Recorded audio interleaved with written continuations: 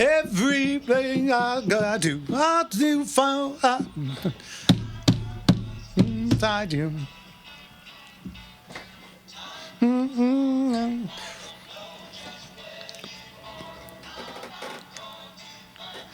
Welcome back, everybody. A little Jefferson Airplane Surrealistic Pillow. I think that's called She Drives Fast Cars. Ooh.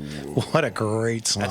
That is a solid album. Oh, man. You know, I was watching something on Facebook or looking at something the other day, and it came up, one of those AI questions. What is one album that has no clinkers?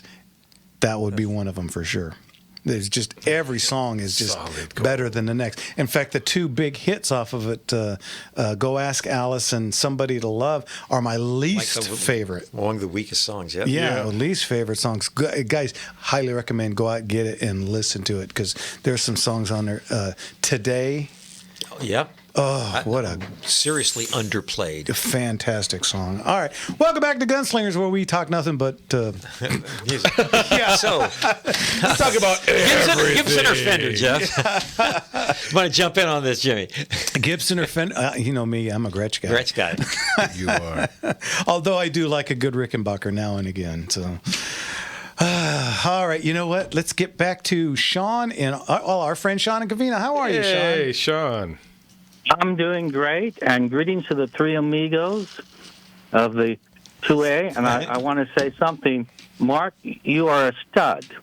You are able to shoot out the barrel and the rifling of a 303 bolt-action rifle and just shoot it out. I was unable to do. I bought an 8mm FN and shot Egyptian ammo, and I bought a second barrel, and I had like a pallet of ammo, and I was unable to do it. You are such a stud. Look at that. I am. Stud you are. Not real proud of that fact, by the way. And looking for somebody who can screw a new barrel and get the thing chambered properly because I got a world championship coming up, and I want my crown back. Oh.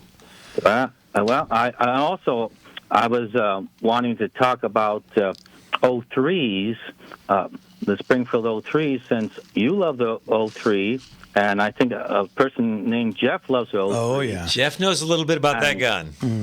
Yes, and I'd like to know what type of sights are you shooting in that military bolt-action round in your competition, and what type of sights does Jeff like to shoot on his 03? We're talking about 30-06, not your 22. There's two different sets of sights on the 03. Well, one's for the 03 and the other one's for the 03 A3. Yeah.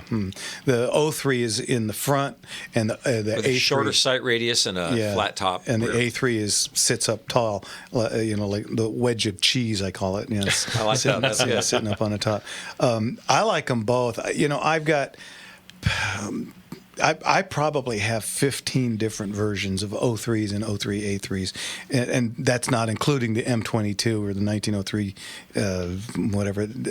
M22. Right.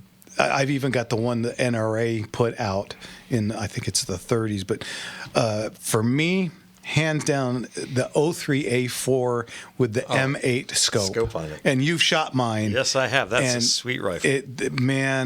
It's a solid 150 yard because the M8 scope is not brilliant. Yeah, in any sense of that word. But at 150 yards, it is a tack driver. Absolutely love that particular gun. Other than that, I'm a little more partial to the 03A3 sight. So you like the peep sight? Yeah. The peep sight is better for everything in the world except target shooting. Yeah. And honestly, I do prefer the 03 sights for target shooting. Yeah, but for moving targets, what the gun was made for. Yep. The little. That is why they went to it. American rifle sights typically have been among the best in the world. Mm-hmm. Does that help? Now, Mark. So, are you using which sights are you using on your competition rifle? The one I won the championship with was the 03 sights, which I vastly prefer. I went back this year with an 03A3, did not do as well, but again, that was mostly on the bore. I am more comfortable shooting the 03 sights For competition, as Jeff correctly says, if you're using it for its intended purpose, I mean, it's different having fun and having to engage somebody in a jungle gunfight. Mm-hmm. Okay. Now, I want to mention another thing. A movie we all like is The Wild Bunch, where they steal O3s from the U.S. Army to send to a rebel general to overthrow Mexico. And, you know, I don't... That movie has so many things wrong with does it. But, you know, you wouldn't get O3s. You'd get your 7mm Mausers from Batman to send to them. But, you know... I think they use a 1919 machine gun at the end. When it takes place in 1916 or 14. Yeah. That's a good one. Could use some editing. Yeah.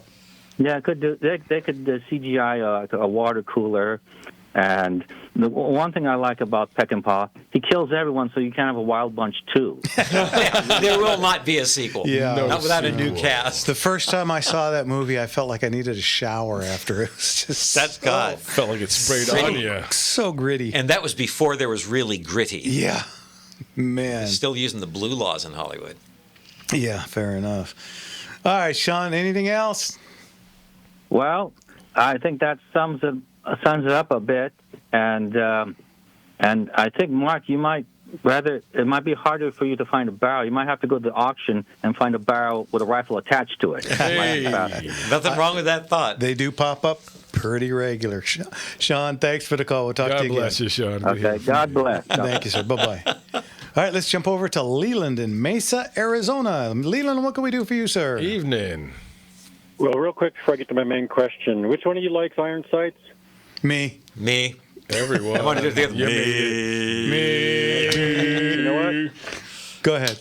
Good man. Thank You're you, a man sir. after my own heart. And I don't like anything besides iron sights. Yeah, so. I'm just, old dogs and new tricks. What can I tell you?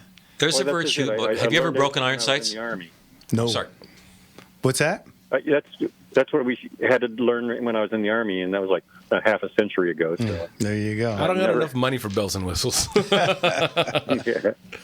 I think that Well, might anyway, explain the proliferation of those things, by the way. There's a lot of money to be made in milling and putting sights on. And Yeah. Oh, yeah. Okay. What's your question? Now, maybe you can confirm whether this is correct or not. Something I saw on PBS, so I don't know. Maybe it's baloney. But they said they indicated and they showed it, in their depiction of the gunfight of the OK Corral. So the cowboys, and they were cowboys, and they were riding the range and everything, and so they carried their guns in their holsters. So they said Doc Holliday and Wyatt Earp and all them, they were more city boys, so they went to the gunfight with their pistols in their pockets. Is that true? I believe that is true. I've heard that about Wyatt Earp for sure. Yeah, and I don't think he had the 10-inch like in the movie, Extended pockets? Yeah. I'll be right with you, boys. Yeah, is that a revolver? Or are you just happy to see me? You're really happy. Yeah. I am pretty sure that they went down there with guns out, and the story is that Doc had the shotgun under a cape. Yeah. Mm-hmm. So Yes. yeah. So I believe that Virgil was the only one that was holstered because he was carrying Doc's cane at the time, and he's the one that yelled out, "Stop! This is not what I want." But Okay. and right. I don't think that Doc Holliday shot 3 rounds out of a double barrel shotgun, which is another thing that they could have cleaned up a little bit. But yeah, there's It's Hollywood. I know. There's one other thing. The part when they got him in a crossfire and Wyatt says no, and he goes Scene in the river. Why in the world is he carrying that double barrel shotgun like it's got a pistol grip on it? Yeah. That makes no sense whatsoever. Why has he got his, and Kurt Russell is a gun guy. Yeah. It makes no sense why he's got that thing like this.